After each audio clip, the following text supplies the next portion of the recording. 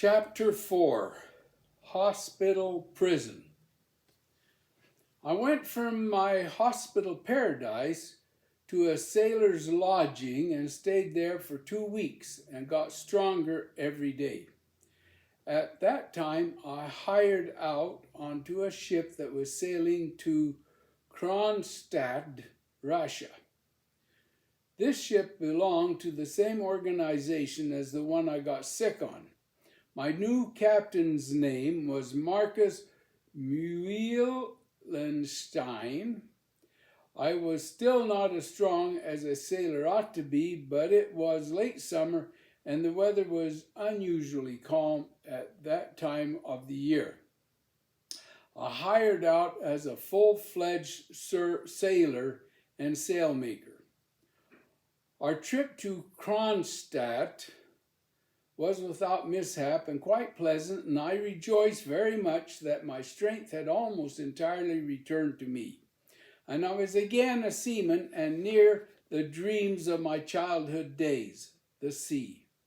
We arrived on August 26, 1865. Here in Kronstadt, it is not permitted to cook on board ship.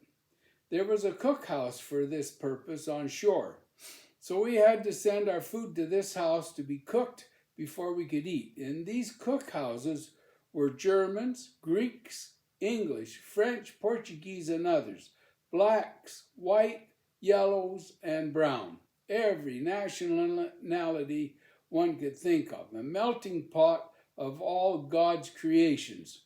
One can well imagine here what a bedlam such a mixture would be. There was cussing, pushing, shoving, and fighting all the time. Our cook was not long in getting into a real battle in which his pots and pans were kicked about and the water he had brought from the ship was spilled.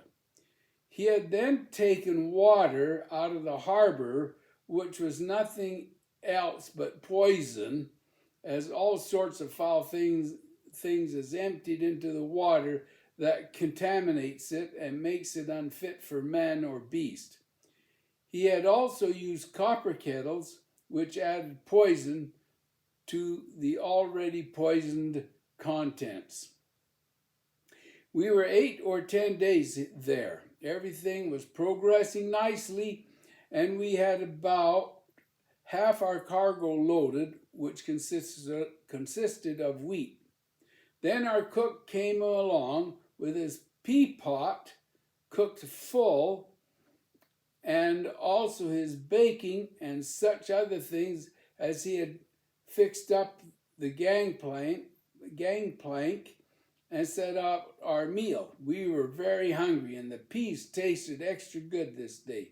We all praised the cook for his peas, for they were done just to a queen's taste. But behold, before our noon hour was over, we were all sick, and every man was running both fore and aft, hunting a place to relieve himself. None of us could do a tap of work. What the sailors had taken into their stomachs was a question much disguised. We all looked like a lot of walking corpses. As soon as the captain came on board and saw right away that some misfortune had overtaken all of us, and soon learned that we had eaten such good peas, he was not long in getting out the medicine chest and giving us all a dose of something that was worse than the sickness we had. He then got in communication with the ship's cook and found that the cook had dipped the water out of the harbor to do his cooking, which was poison. The captain's medicine soon had all the men back on their feet again and at work and out of danger. But it did not go so well with me, as I was still somewhat weak from the typhoid fever. I had just gotten over it when this came.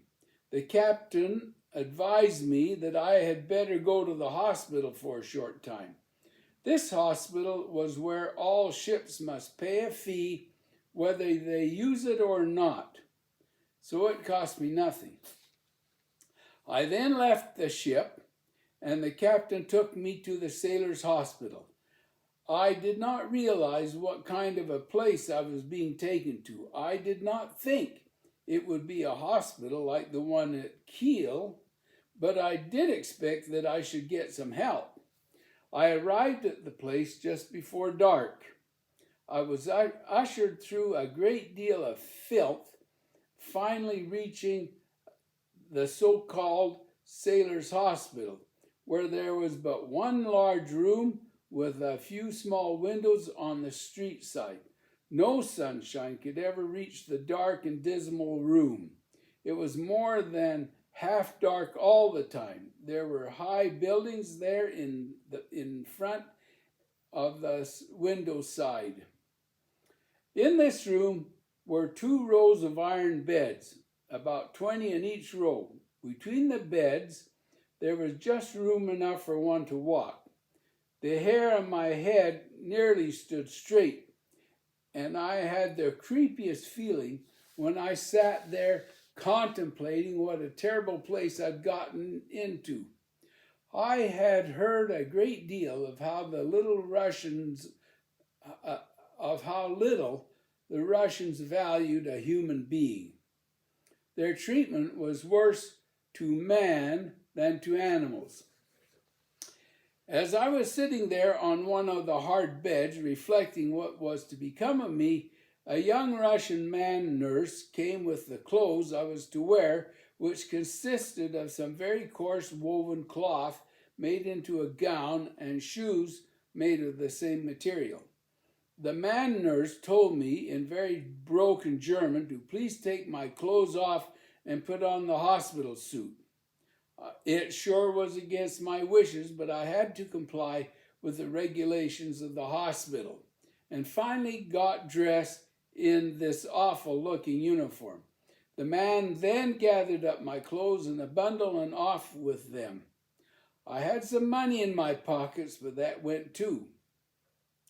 When I was fully dressed, I walked a few steps down the floor towards a looking glass that was at the other end of the room, and when I saw myself, I turned and asked the Russian, "Where is my casket?" The Russian was simple in Russian, "You aren't dead yet." And then he turned his back and left me alone. It had begun to get dark. I began to pace up and down the room, and every time I would come toward the mirror, I was almost frightened at my own likeness in the death robe I was wearing. About 8 o'clock, my Russian man nurse came in and brought with him my supper, which consisted of a cup of beef soup with a little macaroni in it, and also a small roll made of cornmeal. But the worst of it was that the soup was so sour and nasty, especially for me, as my stomach was already in such bad condition after the ordeal that I had just gone through on board ship. I did not dare eat it after I tasted it. I put the soup to one side, thinking I would get something better in the morning, and then began tramping up and down the room again. The ever-ugly likeness of myself was in the looking glass every time I turned toward it, though I was used to seeing myself, but not in the terrible uniform. I walked up and down until it became so dark that I could not see myself in the looking glass. It was about 11 o'clock, and being very tired and, of course, weak, I desired very much to go to bed and get a good sleep, which I needed so much. I had examined the beds before dark, of which there were some 40, but there was none which suited me, as they were all unclean. I lifted up the simple gray blanket and would always imagine that I could smell that repulsive odor that one always smells when near a Russian. And I wondered who had last been sick and laid in this or that bed and probably had typhus and died in that very bed that I was to lie in. Or some other poor fellow may have had leprosy or itch or some other catching disease. That evening passed on with many dark thoughts in my mind. Never before had such dark and imaginary likenesses passed through my mind.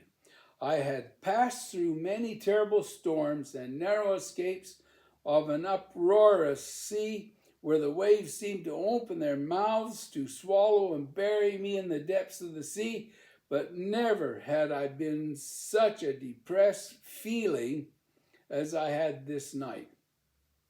It seemed that even my God had left me alone and to myself and would refuse to dwell in such an unclean and unholy place. I finally realized that I must get hold of myself and conquer such a depressed feeling if I ever wanted to get well and get away from here alive. So I reasoned with myself that a sailor could not give in to any such foolishness of being frightened of one's own thoughts and ideas, and must even face death if necessary. Such thoughts I threw myself upon with such thoughts I threw myself upon one of the beds, so weakened that I cared not whether I ever rose again. There I lay thinking over my life and how that the Lord had always answered my supplications to him when I was in need.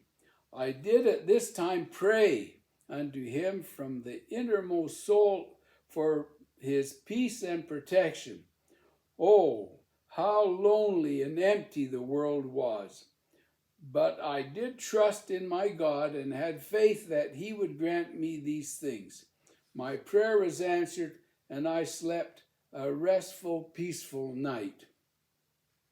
I awakened early in the morning, long before daylight, on account of the noise of the wagons rolling over the rock pavement.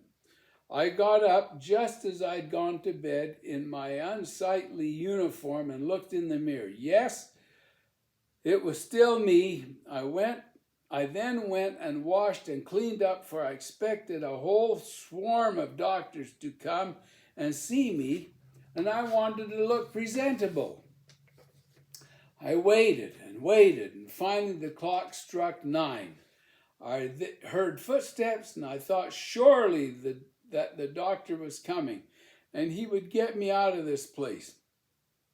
But I was to have another disappointment. The footsteps came from the same Russian who was there the night before. I got the same menu as before, soup with macaroni, and a biscuit. I did not eat any of it. The rest of the day was spent waiting for the doctor, who never came. I found a Norwegian book during the day, which was the worst book I ever read. All it contained was spooky stories and fables. But I read on until night, when my Russian came again with my soup and roll. I was growing weaker all the time and laid down on the same bed again, but I could not sleep. My thoughts wandered here and there and home to my mother and sick father and my brother, who has always looked forward to my homecoming with a great deal of joy because he'd hear me tell of my travels and the hopes that I had of the future. What a bitter disappointment it would be to him when he received word that his brother had died in Russia. For we loved each other dearly. Many other thoughts cut into my heart that depressed me greatly. I could not get any peace. I imagined that I was among the worst kind of black demons who were tormenting my very soul to destruction. I was fearful that I would lose faith both in man and God. I was, of course, weak in body, which affected my mind somewhat also. I hoped and prayed that my captain would soon come and see to it that I was given proper care and get me out of there before I was given a pot of boiling cure or some so-called Russian cures. Let me explain in a few words what the pot cure consisted of. They take a burning hot cooking vessel made of pottery clay and lay it over the patient's stomach, which sucks itself tightly to the skin as it cools. In the cooling process, your stomach is sucked up in the vessel, and it often occurs they have to break the pot before they can get it off your poor stomach. They also have another cure that they used in Russia that they called the Zinnoberkeren cure, or mustard cure. This time the patient is covered all over with sackcloth. A pan is filled with red-hot coals and placed under the cloth, and then mustard powder is sprinkled over the hot coals. This process is gone through daily for a week, and no food is to be taken during that time. The patient nearly dies of hunger during the week. The bath is another cure that they have, being the cleanest. In a steaming hot bathroom, they hang the patient with his head down, and the attendant must then shake you with all the strength he had. These methods are mostly used among the peasants and farmers. I had lost all hope of getting regular hospital treatment as I could have got in other countries. The third day of my incarceration in this place was Sunday, and I thought I would get some food that was freshly cooked and palatable. But I found out that in this hellish place we got nothing but sour soup and poor bread. My Russian attendant brought this again, and when I wanted to talk to him, he turned his back and slammed the door. Oh, how terrible, lonesome, and heartsick I was, and to think of being sick in this strange country and in the hands of a people who have so little respect for the life of a human. I hung a cloth over the mirror so at last I could not see myself. I told myself that I must hold out another night. Finally, at about noon on Monday, Captain Muhlenstein made an appearance, and the first news he told me was that a sailor, Julius, on our ship had deserted and had stolen my clothes and some things that I valued very highly. Souvenirs that I'd gotten from various countries that I had visited and had been in. I was not long in telling the captain of the treatment I had, and he promised that he would get me out of the Hades before the sun went down that day, and he sure did, as we shall see. The captain came in the afternoon, and with fight in his eyes, he hunted up the head doctor and sure told him in no polished words of the treatment which I had been given. I had been there for 4 days, and that was the first time I'd seen a doctor. He told the captain that everything possible had been done for me, but I had not lived up to the regulations of the hospital. I had been buying fruit and other sweets at my window with my money, thereby upsetting my stomach. I faced the doctor and called him the worst, shameful, dirty liar in the whole world. I was sure mad. I told him that my money and clothes had all been taken from me the first day I had arrived, and none other but the Russian had seen me, and all he brought me was sour soup. The captain ordered the doctor to release me and get me out of such a shameful, dirty, so-called hospital before evening, for he would be there to get me at 6 o'clock. Some very harsh words were spoken by both parties, and the captain promised to have published the way the doctor is running his establishment in the newspaper. The captain then went away, and I was afraid they would take vengeance on me, so I hunted around to try and find some kind of weapon to defend myself, for I had made up my mind that they were not going to put their hands on me without a battle.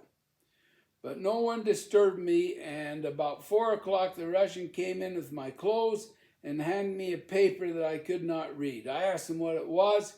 He just pointed to the door and turned his back and was gone. I took it that I could go, and I soon got my clothes and was ready to go with a paper in my hand as fully cured and released.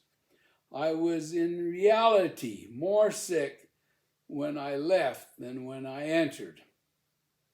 I wanted to take one more good look in the mirror, so I took the cloth off. I did not look so good myself after 4 days of fast and pain. I still had some very bad pains in my stomach. The captain came for me at 6 o'clock and wanted to put me in another hospital, but I protested and told him that I would rather be buried at sea than die in Russia. So he took me on board, and the next day we left Kronstadt harbor and was soon out in the open sea again. I was quite sick and had to stay in my bunk most of the next leg. The captain was very kind to me and did more for me than the hospital. He had a medicine chest with him with a remedy for nearly everything. We arrived in Copenhagen September 23, 1865. I went to a drugstore and got me some medicine that my mother always kept in the house. I had a great deal of faith in this old remedy. I also got a bottle of brandy. I took some medicine just as Mother would have prescribed it. In 3 days, just as I thought, I was feeling much better, and inside of 8 days, I was entirely normal and fulfilled my full duty aboard ship.